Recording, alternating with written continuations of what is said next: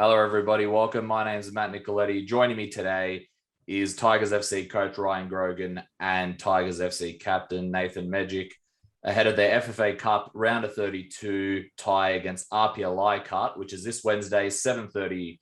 Not this Wednesday. That would have been tomorrow. 7:30 p.m. Wednesday, November 24th at Viking Park. Boys, thank you very much for joining me. How's it going today? Appreciate you having us on. Yeah, it's going good.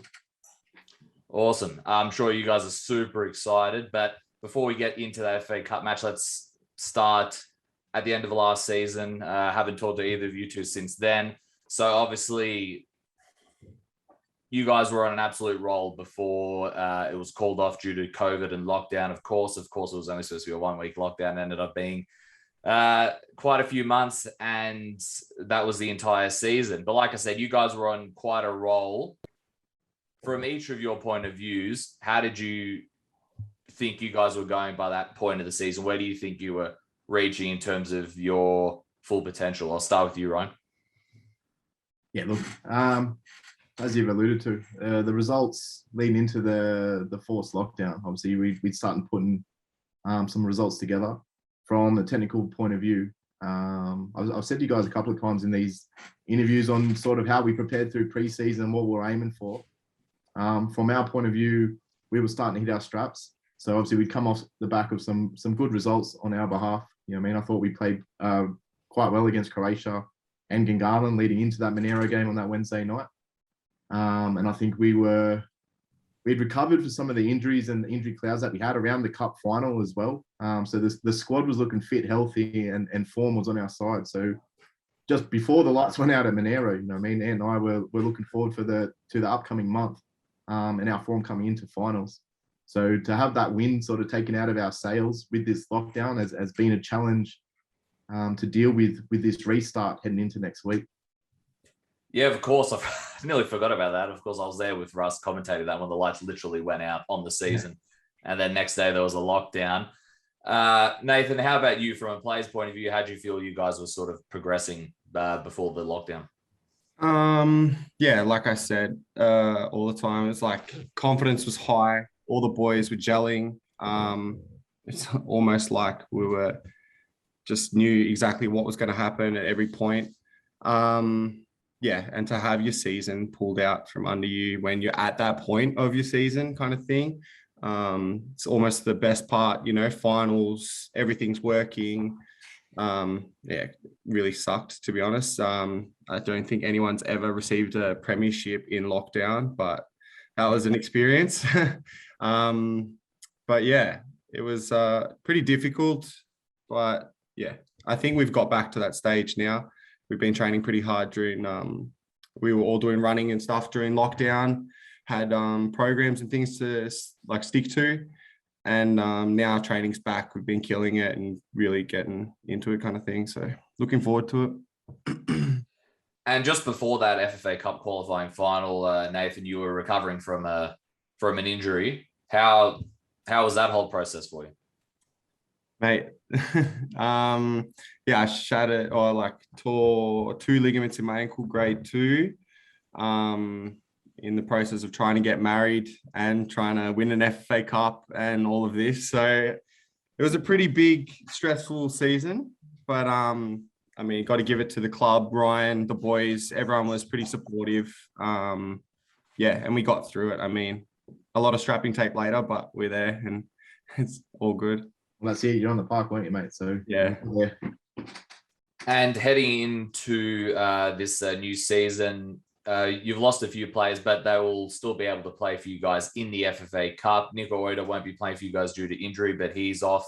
And Jay Kelly and Lockie Griffiths as well, all between Melbourne and Sydney. Nathen, you've played with these boys. What did you think they brought to the team last season? Obviously, they were had some standout seasons between them. Yeah, mate. I mean, Griffo speaks for himself. Great season. I think it's his first full season in a little while. And look what he's done, mate. He's gone on, signed for a bigger, better club. Same with Jay Kelly, due to some life things. He's had to move down to Melbourne, but it just shows the culture of our club. You know, the boys want to play for us, you know, want to give it their all. And yeah, them alongside with everyone else. And we just really clicked this season. Everything just flowed. And yeah, full credit to Ryan and Yaga for putting the boys together, but also everyone else just coming together, working good and stuff like that. And you've brought in Tom Kirklich as well. Ryan, what did you make of this signing? And look, so Tommy's, for those that know my background, I've worked with Tommy Kirklich in the past at Canberra United and in the academy itself. You know what I mean? So obviously I was informed early from the players. So I knew what was going on with Griffo. I knew what was going on with Jay. I knew what was going on with Oida. So obviously Kirklich is a ready-made replacement for Jay in essence. You know what I mean? We're losing a wide player, but we bring in a wide player. You know what I mean? With Griffo and Oida, obviously there's things going on in the background too, where we're looking to fill those holes. But again, at the same time, with having Steve on board and with our 23s, the scenario in this off season is a little bit different to the last two off seasons I've had with the club. That we're in a much different position. Obviously, our squad's a lot more settled, so we're taking our time with filling those holes. But with that, the acquisition of Tommy, as I said, I don't think we're losing anything. And he has his own attributes, as Jay did when he was playing for us too. And I think he's going to add another dimension to what we're going to do next year. And Ryan, sort of talk me through when you hear that restrictions are starting to ease, you're finally able to train again. What's the thought process? What were the first sort of stages into getting back, into training for this matchup? Yeah, it was difficult to begin with, to be honest, because again, the date for the cup hadn't been set. So although we were able to get back into training, obviously what you'd ideally you want, okay, this is when we resume training, this is when game day is, and then you sort of periodize how you're going to prepare for it. But there was 2 or 3 weeks there where I'm having meetings with the FFA and Capital Football, and they're trying to come up with a cup date, because the information I was given originally is that they're looking to do it early November in the international, the FIFA window, because obviously that would allow the A-League clubs to get their playoff games and stuff done for the round of 32. But also just around the country, the different restrictions easing at different times, because in the original plan was obviously the FFA wanted the round of 32 games to all be at once. But as it's played out with Queensland being able to play earlier, they've played their games early. Some round of 16 games are going on now. I think it's still unique in its sense that even yesterday we've had the draw for the round of 16. So although we're still focusing on next week, we know who our opponent is coming up after APIA. So it's been difficult in that sense. So for the first couple of weeks when we resumed, the questions for Ant and I is how hard do we push them? What's the time frame that we have to prepare for them? We don't want to burn them out too quickly. But again, if we've only got a 3-week turnaround, we sort of need to push the envelope. But then when the date was finally set, it gave us a bit more structure in how we wanted to approach it. And it's also allowed us to get a few games in too, which is the most important part, I think, in the preparation for this. Because as much as the boys coming off lockdown are fit, running on your own and kicking a ball on your own, that doesn't necessarily translate to match fitness. So obviously we needed a bit of time to get some minutes into the boys' legs and knock some of the rust off from the break. And you mentioned that you've had a few trial matches. Nathen, who did you guys verse in these trial matches, or do you have one coming up this week before the match? Or yeah, we've been versing Brindabella 2 weeks in a row, and then tomorrow night we've got O'Connor Knights, pretty sure. So yeah, should be a good hit out right before the cup. Yeah, get minutes in the legs, playing a little bit longer. So yeah, just keeping fit, trying to work on some stuff for the cup. What do you guys think about APIA as a team? What have you seen? What do you think about them? As a unit, they've of course a big side historically in the NSL and whatnot in the past. I'll start with you, Nathen. Yeah, well, it's a bit hard. I think previous seasons I've versed APIA in some preseason matches and that, so I've got a feel for what they're like. But talking to Ryan over the past couple of weeks, it's a big change in the team. I think they had some coaching changes and stuff like that, and then you're throwing COVID in there from last year and this season. It's impossible to even start saying things it's not like before where you've got 2-3 seasons of the same team smashing it out, being first, second, third. you know, you had an interrupted season. Now you had a season that got ended like quicker than it should have been. And then you had Sydney in lockdown for how long? You know, God knows what they were going through, let alone we were doing basic running and, you know, ball work against the wall. So it's a real difficult position, one that, once again, I don't think many of us have been in. And yeah, it's more going to come down to who's prepared the best in this month and a half that we've had, where, you know, you can actually get outside with a couple of mates and kick a ball rather than just be at an oval by yourself kind of thing. And Ryan, I'm sure you've done plenty of research. What do you make of APIA? Yeah, well, that's it. So again, as I just said before, you know, I mean, this game should have been played a couple of months ago. With all the footage that I would have had going into that game, obviously our preparation would have been completely different because I would have tried to pull apart what they try and do, set up some game plans. But the reality is, they changed coaches in preseason and they brought in Paul D, all right, from Manly United. They released Paul D on the Wednesday and appointed a stand-in coach to play in the Waratah Cup that night. And it was that day that Sydney went into lockdown. So the reality is, the announcement of the new coach was basically he's going to take over for the rest of the year. So I don't know if he's still in charge of the side. The games that he's had in control of the team would only have been the ones behind closed doors over the last couple of weeks. So the footage that I have from their games from this year are now 5.5 months old. They're under an older coach. And as we were speaking about before, where you're talking to me about players that are in and out, obviously I keep an eye on what's going on in Football New South Wales with the transfers up there. With us, we're fortunate enough to have Lockie still playing for us, although he's moving on. We've still got Jay playing for us, although he's moving on. I don't know if that's the case with them.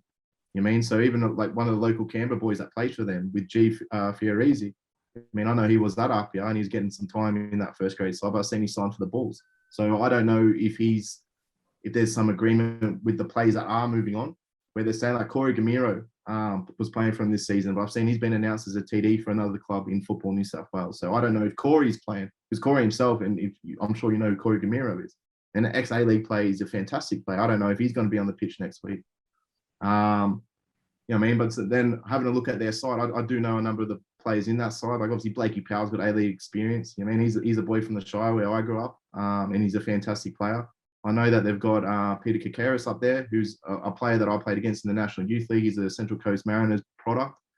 You know what I mean? But again, Ivan Noveski is their goalkeeper, former A-League goalkeeper. You know what I mean? This is a fantastic side. Potentially we're coming up against, but again, I can't even tell you who's in the side. You know what I mean? I don't know the full ins and outs of their transfers. I'm not across full players that they may have signed. I don't know if they've brought players in, because there was a window a couple of weeks ago where the FFA gave us the opportunity to make emergency replacements based on these transfers, which is why Tommy Kirklick is in our cup side, because we lost Oida. But I don't know whether they took advantage of that. So it really is an unknown, you know what I mean? So whereas 4 months ago, I would have been showing the boys pictures of APIA and saying, look, this is the trends that they tend to put forth.